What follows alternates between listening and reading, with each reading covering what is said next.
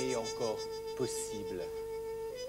Tout flot de tendresse jeté à la nuit, chant de l'âme et du corps, pensées qui s'évadent, se font l'amour. Mes pensées qui s'évadent, je te fais l'amour. Des nuits qui se donnent le goût d'invraisemblable plénitude. Faire l'amour quand tout est grave. La musique encore, tes mains et ton dos et le ventre. Ces vents d'émotions qui soufflent sur des après-midi, des tempêtes de caresses retirées du monde, de ce monde. Sexe de femme, sexe de toi, ton corps qui n'est que frisson, secousse, tension, brisure, appel, dévoration, ardeur, un ciel d'orage. Rouler d'amour dans l'orage jusqu'à la déchirure. Il est de Lyon comme il est de nulle part. Il est écrivain, ethnologue, journaliste, scénariste, il est poète avant tout. Homme de passion, il aime le voyage, il aime les rêves, les siens comme ceux des autres. Il, Jean-Yves Loud, est un être à multiples facettes. Nous sommes ici chez lui, dans sa retraite beaujolaise.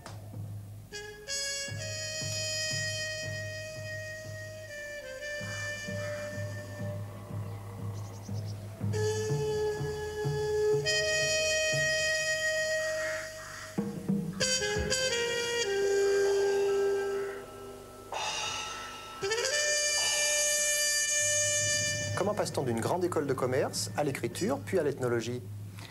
Oui, il n'y a pas d'école pour écrire. Il y a une école pour apprendre à faire du commerce. Moi, j'ai eu de la chance de participer au lancement du journal Lyon-Poche en 72-73. Et le journal Lyon-Poche dépendait d'une équipe de 4 élèves, anciens élèves de l'école de commerce. Alors, c'est là où j'ai appris à écrire tous les jours écrire l'éditorial, des critiques de films, des critiques de musique, de théâtre. Pendant 6 ans, j'ai été rédacteur en chef de Lyon-Poche. Alors là, c'était une partie un peu sédentaire, mais pendant le peu de temps qu'il restait, avec Viviane, ma compagne, nous parcourions le monde. Et avec ces voyages, j'ai eu envie de les restituer d'abord par des poèmes, des poésie de l'incompréhension de ce que je voyais en Inde, en Afrique, dire, crier, l'humeur, les coups de cœur. Et un jour, à force d'être de passage dans le monde, de voir ce grand cinéma de la Terre, nous nous sommes arrêtés, un jour, arrêtés dans une vallée perdue d'Asie centrale, dans des hautes montagnes, à l'ouest de l'Himalaya, en Inde-Couche. Et là, nous avons découvert les Kalash.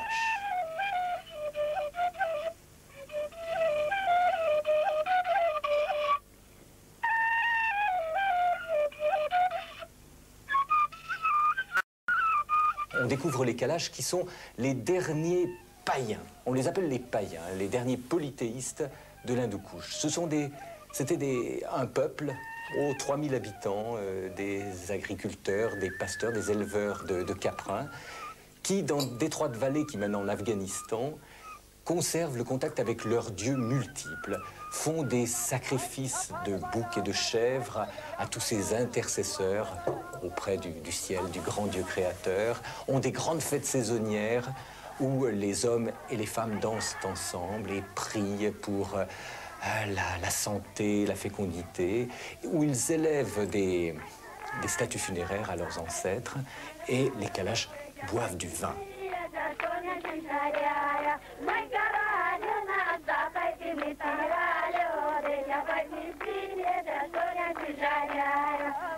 Depuis 14 ans, vous consacrez votre temps aux Kalash. Et eux, ces Kalash, que vous ont-ils apporté? Je crois qu'ils nous ont apporté le plaisir de la véritable rencontre. Bon, ça s'est pas fait la première fois. Au seuil, on est resté un moment au seuil de la société parce qu'il fallait apprendre la langue. On parle une langue exclusivement orale. Et peu à peu, bon, après 14 ans, je crois que c'est cette pénétration et cette reconnaissance par l'autre, et surtout une remise en cause de nos propres valeurs. Je crois qu'en fait, aller à la rencontre de l'autre, c'est découvrir une autre culture, c'est le plaisir des différences, et c'est aussi tout ce que ça nous permet de remettre en cause par rapport à notre propre société. Ça ne veut pas dire pour autant bon, qu'on adopte et qu'on se sent qu'à l'âge, même si on est très bien accepté dans la société, mais on relativise beaucoup de choses.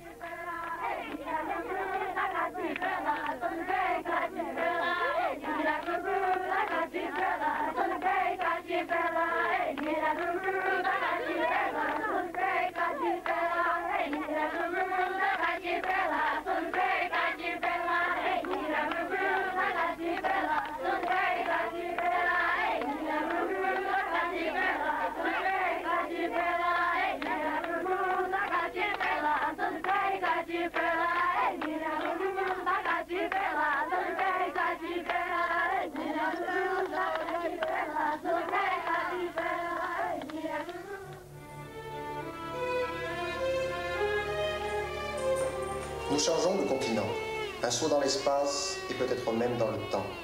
Jean-Yves Loud et l'Afrique, dans la chaleur douceâtre de ce hammam lyonnais. Jean-Yves Loud, scénariste pour les longs métrages du réalisateur tunisien Fitouri Beliba. Jean-Yves, comment dérive-t-on de l'écriture à l'écriture de l'image? Par une rencontre. Une autre chance dans ma vie. Après les Kalash, ou plutôt en même temps, j'ai rencontré un djinn qui arrivait d'Afrique du Nord, de Tunisie exactement. C'était Fitouri Beliba. Fitouri arrivait de Zarzis, du sud tunisien, avec la ferme intention de faire du cinéma. On s'est rencontrés à l'époque où je travaillais encore à Lyon Poche, et il me dit, toi tu écris, moi j'ai envie de faire des films sur la mémoire de mon village dans le sud, et surtout de parler de la science des femmes. Les femmes de mon pays, elles construisent des maisons, avec des végétaux, du palmier, du sorgho, de l'aloès et de l'olivier. Les femmes de chez moi, elles guérissent, elles apaisent les névroses. Elles calment les peurs, les angoisses. Elles ont des mains qui savent.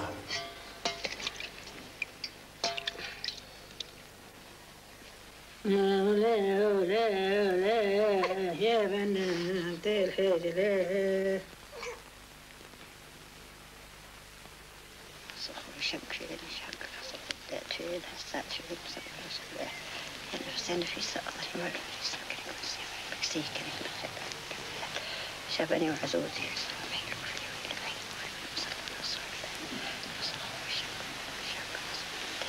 الحسات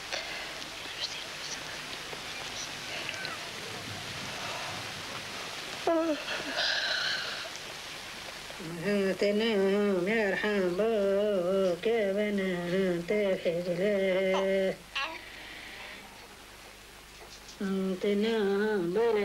Après 5 dans les yeux du diable, un nouveau long métrage, Cœur nomade. Alors c'est l'histoire d'une jeune veuve qui, très dramatiquement, a perdu son mari et qui refuse de se remarier, qui refuse l'ordre du village avec ses hypocrisies, ses calculs et ses intérêts. Et elle va faire un pas de côté, elle va aller à la recherche de ses sens, de ses intentions, de son amour, et elle va croiser tous les marginaux, tous ceux qui dérangent aussi. Elle va croiser notamment une femme qui a quitté l'ordre des hommes beaucoup plus tôt, qui est devenue boulangère, un métier d'homme, s'est rasé la tête et a quitté toutes ces belles foutas de couleurs, les robes du sud tunisien. Et grâce à ce cheminement initiatique dans le monde de la subversion, elle va débloquer tous les masques du village. C'est cette histoire qu'on a voulu proposer, hors des valeurs, des poncifs un petit peu de l'écriture du monde maghrébin. C'est une véritable écriture à la fois ethnologique et poétique. حكنتي لا نتمنى ولا نستنى ديما في سرك شهر 2 3 وخبزه ما نعرفش نعجنها اما شوفي روحك لا راجل لا امراه لا حد شيء باهي نخدم باهي نطر الخبزه المراه الخدمه الحاجه ثم المحبه ثم الحنان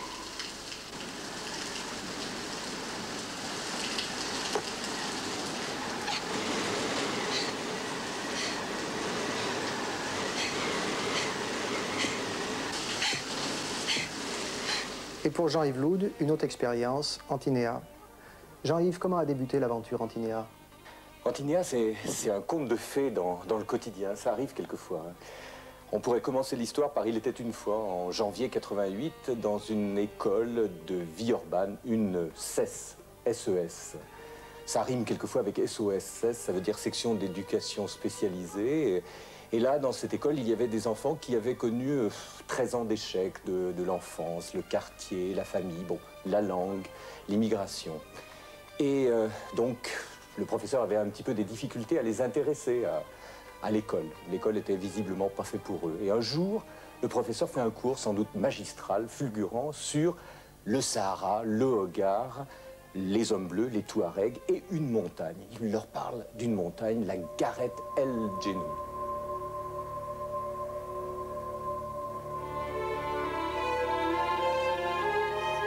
Le projet prévoyait, l'escalade de la Gareth El Djenoun, donc il fallait un guide de haute montagne, et les enfants pendant 6 mois ont fait de l'escalade. Il fallait un médecin, bien sûr, pas de risque. La Gareth El Djenoun se trouve à 300 km au nord-est de Tamanrasset. Il n'y a rien, pas d'eau, aucun recours. Il fallait donc des professeurs qui, Yves Bérouchon et Henri-Pierre Lagarive, qui sont de très grands montagnards. Il fallait, un journaliste de France Culture est venu, 2 cinéastes sont venus. Et on a demandé à un écrivain de partir avec les enfants. Et bien c'était moi. Alors, je vous rappelle donc que vous aviez choisi 8 héros, hein, Ah ouais. 4 garçons, 4 filles, hein, d'accord, c'est ça, qui veulent voir à tout prix le mouflon aux yeux d'or pour voir si la légende est vraie. Alors, on en était là, et il faut qu'on invente le 2e épisode, c'est-à-dire à savoir comment vous allez trouver le moyen de partir. Comment vous allez trouver le moyen de partir, de quitter la France, hein, Rabia, qu'est-ce que tu en penses? Un Touareg. Ah oui? Et ben pourquoi pas? Tu vas trouver le Touareg. Alors à Villeurbanne, il y aurait un Touareg? Mais pourquoi pas? Tout est permis, hein. Je vous avais promis de venir de vous parler du Sahara, déclare Adabert. Écoutez-moi bien. Ce que je vais vous dire maintenant, vous serez les seuls à le savoir. Antinéa, notre reine, notre déesse, est malade. Elle est muette. Et depuis qu'elle ne rit plus, qu'elle ne chante plus, le Sahara est devenu le désert que l'on connaît. Adabert parle dans un français bien meilleur qu'au foyer. Il fixe les enfants de ses yeux noirs. Pourquoi Antinéa est-elle malade? Demande Samia, la voix étranglée par l'émotion. Autrefois, le Sahara était habité, répond Adabert. L'Afrique était très peuplée. Et puis, les peuples sont partis ailleurs dans le monde.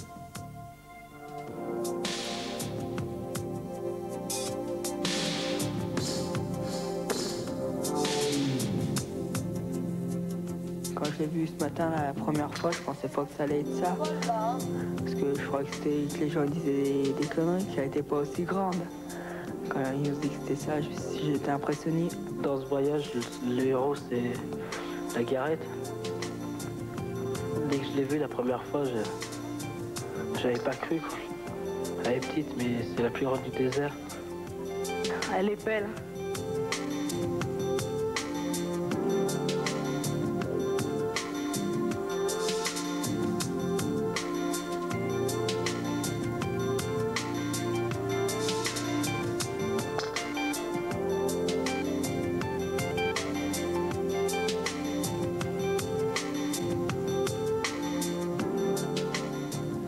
Ils ont un sens de l'hospitalité qui est bien, quoi.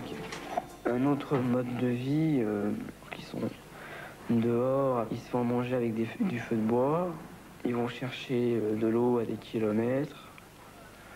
Je trouve ça bien, quoi. C'est formidable. Ils sont comme des routiers, ils dorment dans leur 4x4. C'est leur liberté, c'est ce qu'ils font qui est bien, quoi. Antinéa, notre reine, notre déesse, a perdu tous ses fidèles, tous ceux qui croyaient en elle. Alors, de chagrin, elle s'est enfermée dans une montagne du Sahara.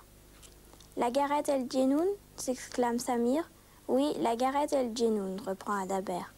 Aussitôt, avec sa disparition, ou plutôt à cause de son sommeil, la pluie s'est arrêtée de tomber. La vie s'est effacée petit à petit du Sahara. Seuls les Touaregs ont résisté et restent fidèles à Antinéa. Sans l'avoir jamais vue, car vous le savez, aucun d'entre eux n'ose approcher la montagne secrète.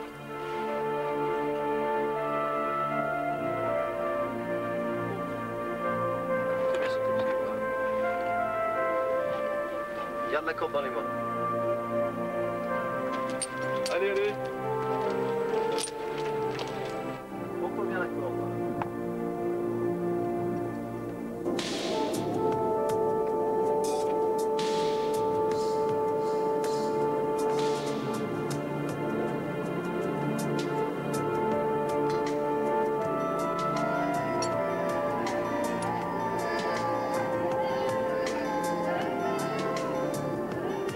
Pour Francine Thomas, que représente Jean-Yves Loud? Jean-Yves Loud, pour moi, c'est un entremetteur, c'est-à-dire une personne qui, par son travail d'écriture, se met entre, que son travail sur les mots, met les gens en relation les uns avec les autres, et où lui s'immisce dans cette relation entre l'écrivain, les enfants avec qui il travaille. C'est le cas dans le projet Antinéa que la Maison du Livre a soutenu. C'est le cas sur son travail de scénariste, et ses voyages sont aussi pour ses lecteurs un travail de mise en relation. Afrique encore, Jean-Yves Loud et son dialogue en noir et blanc. Jean-Yves, comment a commencé cette aventure, ce dialogue? Ça, c'est encore une de mes belles histoires de rencontres. Tété Koumadoumbe III à Lyon. Nous, on n'a pas eu besoin de se demander nos passeports pour se rencontrer. C'est vrai qu'on a passé des nuits blanches à parler du problème noir-blanc. Et quand Koumadoumbe III a décidé de rentrer à Yaoundé, au Cameroun, pour prendre la tête du département d'allemand à la faculté, il m'a dit « Je m'en vais, mais je vais t'écrire des lettres. Tu me répondras et nous en ferons un livre. » Et dans ce livre, dans ces lettres, on parlera de tous les sujets qui sont réunis souvent dans des livres compliqués qu'on appelle les essais, qui ne rentrent pas dans les maisons du grand public. On parlera du racisme, on parlera aussi de l'histoire de l'Afrique, qui a toujours été écrite par des Blancs et pas souvent par des Noirs. Et tu me répondras, on parlera avec notre cœur, nos humeurs, et c'est tellement plus facile quand on écrit Yaoundé, mon cher Jean-Yves, ou Lyon, mon cher Tété Koum, de parler de ces sujets graves. Alors voilà, c'est parti. Et puis pendant 3 ans, je n'ai pas reçu de lettres. Et tout d'un coup, j'ai reçu 16 lettres dans ma boîte aux lettres. Je peux vous dire que ce jour-là, ma boîte aux lettres, elle a pesé lourd. Mon cher Jean-Yves, je t'avais promis qu'un jour je t'écrirais une lettre. Une longue lettre pour expliquer comment nous en sommes venus à nous méfier. Oui, à nous haïr tant, Africains et Européens.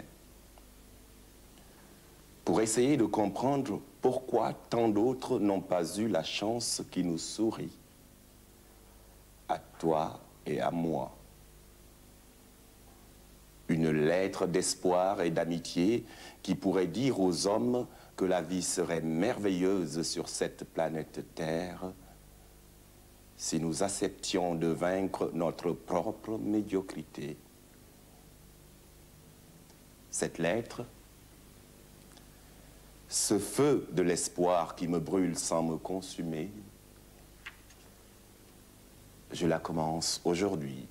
Tété Koum me livrait un savoir. Alors, pourquoi il ne m'a pas répondu tout de suite, il ne m'a pas écrit tout de suite? C'est parce que Tété Koum a utilisé les lettres. Les lettres, c'est un mode de communication occidental. Et comme il a choisi un ami à qui confier son savoir, il a utilisé aussi la méthode des sages de l'Afrique qui, quand ils commencent un discours, quand ils ont choisi quelqu'un à initier, ils ne s'interrompent jamais. Mon cher Tété Koum, je vais t'écrire, te répondre, pour te parler de plaisir. Même si quelquefois j'évoque les rendez-vous ratés de la jouissance, j'essayerai d'éviter les procès agressifs. Car ici, il existe une gamme de ripostes immédiates à ce type de confrontation. Accusation de sanglots blancs, de culpabilité honteuse et haine de soi, naïveté militante, voire tiers-mondiste attardée. Piège pour autocensure. Les arguments de la dénonciation ne font donc pas recette. Les ventres non affamés n'ont toujours pas d'oreilles.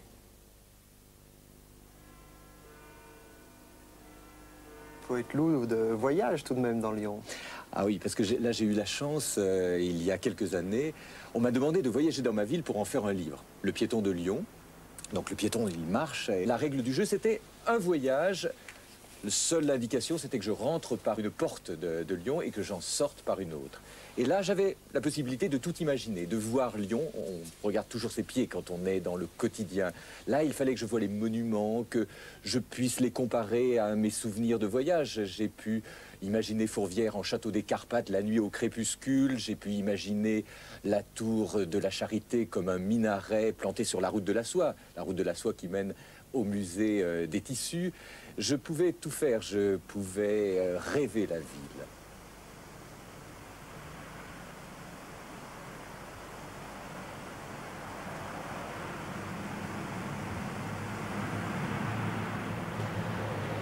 Mon scénario de ville buissonnière se parcourt du sud au nord.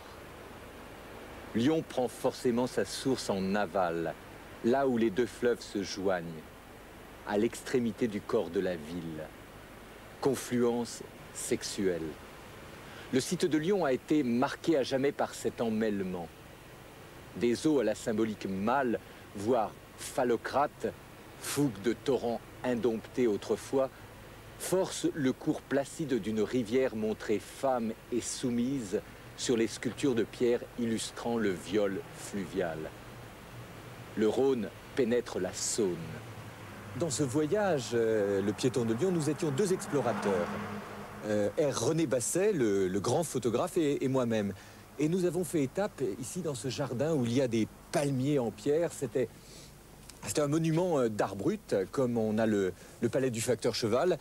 Là, c'est le jardin de M. Sénismire, qui a passé 25 ans de sa vie à le construire pour le dédier à la Vierge Marie, à la reine Maya des Gitans. M. Sénismire, il a été longtemps malade, il a échappé au franquisme, il a échappé à la mort par 2 fois. Et quand il est arrivé à la Croix-Rousse en tant qu'émigré, il s'est dit « Je vais faire un monument à la vie ». Jean-Yves, est-il difficile d'être écrivain en Rhône-Alpes ? Moi, je crois qu'il est surtout difficile d'être écrivain tout court en 1990. Pour vivre de son écriture, il faut revendiquer une écriture plurielle à l'heure actuelle. Moi, ça fait 12 ans que je ne vis que de ce métier. C'est pour ça que j'ai investi aussi bien l'ethnologie que l'écriture pour enfants, le roman, le récit de voyage. Je crois que ce qui différencie l'écrivain en Rhône-Alpes d'une autre région, notamment Paris, c'est qu'on manque d'outils. C'est vrai que les utilisateurs d'écriture n'utilisent pas assez les créateurs d'écriture dans les feuilletons des médias, la radio ou à la télévision.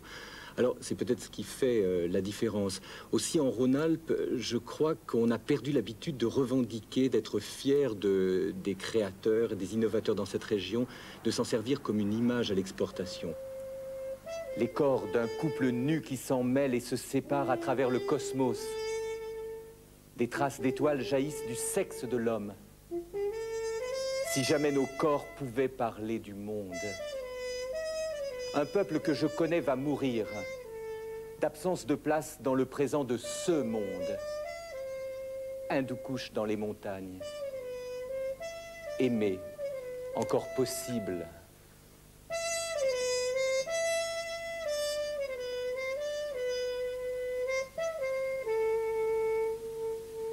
L'Afrique, les Kalash, Lyon, l'écriture cinématographique, le roman, l'écriture pour la jeunesse.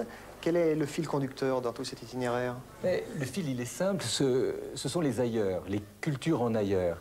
Comme j'ai eu la chance de partir très tôt voyager et d'avoir le privilège de partager la vie sur ces autres planètes que sont les pays asiatiques ou africains, j'ai eu envie de le raconter. C'était la destination de ma vie. J'ai eu envie d'être une passerelle entre les cultures. Vous savez, on vit dans une société pluriethnique maintenant en France. Il va falloir que les gens se comprennent, se connaissent, et la gourmandise de l'autre. Et moi, mon rôle d'écrivain poète, d'écrivain ethnologue, d'écrivain cinéaste ou d'écrivain pour la jeunesse, c'est d'être cette passerelle, ce côté passe-frontière, passe-muraille, justement, pour raconter les richesses de la vie en ailleurs, parce que j'estime que, heureusement, comme dans les jardins, toutes les fleurs ne sont pas blanches, toutes les cultures ne se ressemblent pas et c'est là la vraie richesse de l'humanité. On a cette richesse-là et il faut en profiter. Donc ma responsabilité d'écrivain, c'est de raconter cette richesse-là.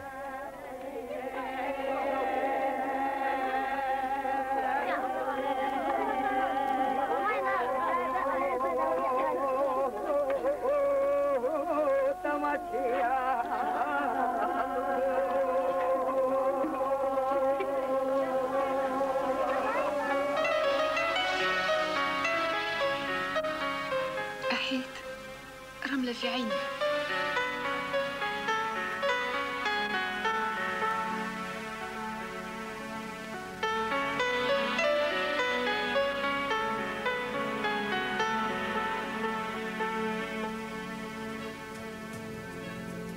Quand je l'ai vu ce matin, la première fois, je pensais pas que ça allait être ça. Parce que je crois que les gens disaient des conneries, qu'elle n'était pas aussi grande. Quand ils nous disaient que c'était ça, j'étais impressionné. Dans ce voyage, le héros, c'est la Garette. Dès que je l'ai vue la première fois, j'avais pas cru, quoi. Elle est petite, mais c'est la plus grande du désert. Elle est belle.